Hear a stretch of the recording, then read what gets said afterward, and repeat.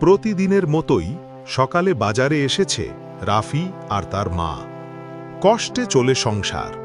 ছোট এই সবজি ব্যবসায়ী তাদের একমাত্র ভরসা।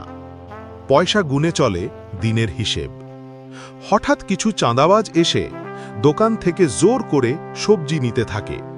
রাফি কিছু বলতে চাইলে মা থামিয়ে দেয়, বলেন, ওরা ভয়ঙ্কর ছেলে, কিছু বলিস না। সেই রাতেই ঘুমোতে পারেনি রাফি।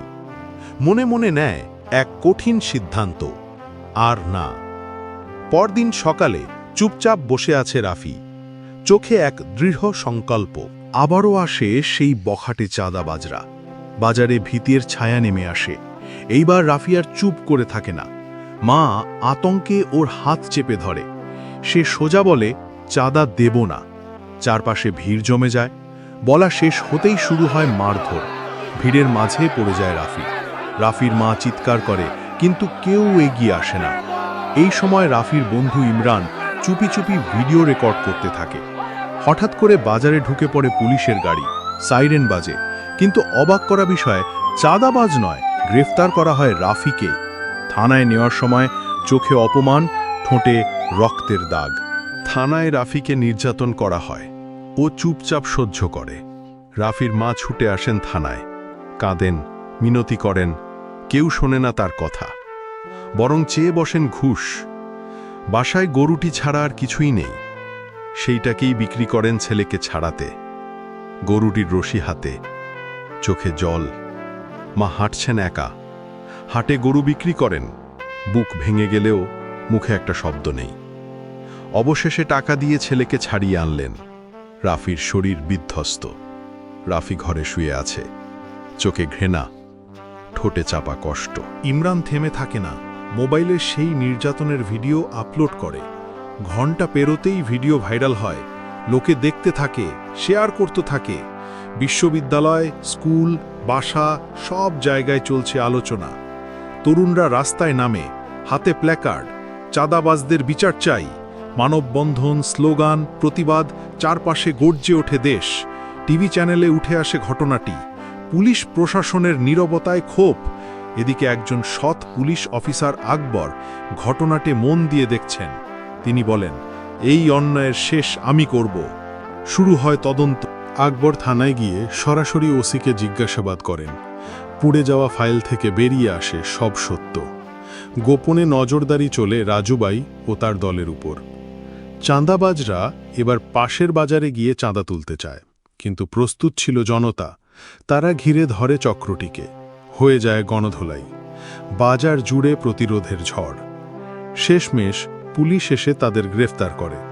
আকবর নিজেই থানায় বসে চক্রটিকে জেরা করেন। টিভিতে ব্রেকিং নিউজ, ধরা পড়েছে চাঁদাবাজ চক্র।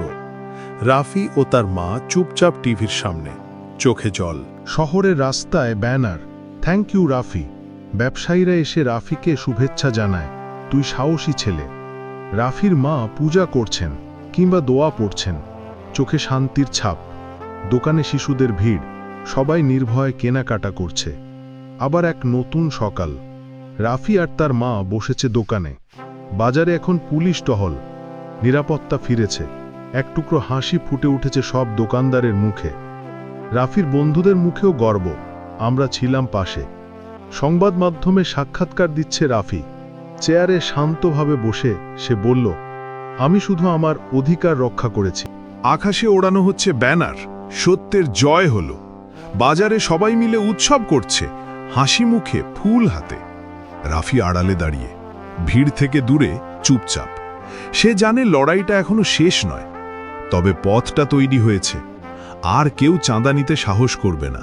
ভয়ে নয়, আত্মসম্মানে বাঁচার গল্প এটাই। রাফির প্রতিবাদ একজনকে না, সবাইকে বদলে দিয়েছে। এই গল্প শুধু একজন মানুষের ছোট্ট প্রতিরোধই বড় বদলের শুরু। যখন আমরা একসঙ্গে দাঁড়াই, অন্যায় কখনো টিকে থাকতে পারে না। রাফির মতো হাজার হাজার সাহসী মানুষ দরকার, যারা ভয় পায় না, প্রতিবাদ করে ও পরিবর্তন আনে। আমাদের সমাজে চাঁদাবাজির মতো অন্ধকার যখন উঠে আসবে, তখন একজোট হয়ে তাকে পরাস্ত করাই আমাদের দায়িত্ব। সাহস আর সত্যের জোরেই অন্ধকার হারিয়ে যায় আলো। তাই চলুন আমরা সবাই বলি, আমি প্রতিবাদ করি, আমি বাঁচাই সত্য, কারণ পরিবর্তন শুরু হয় তখনই যখন তুমি দাঁড়াও। বন্ধুরা, আপনাদের জন্য মেহনত করে বানানো ভিডিওটি কেমন লাগলো? যদি একটুও ভালো লেগে থাকে তবে অবশ্যই লাইক, কমেন্ট এবং সাবস্ক্রাইব করুন। আপনাদের প্রতিটি পদক্ষেপই আমাদের অনুপ্রেরণা। ধন্যবাদ সবাইকে।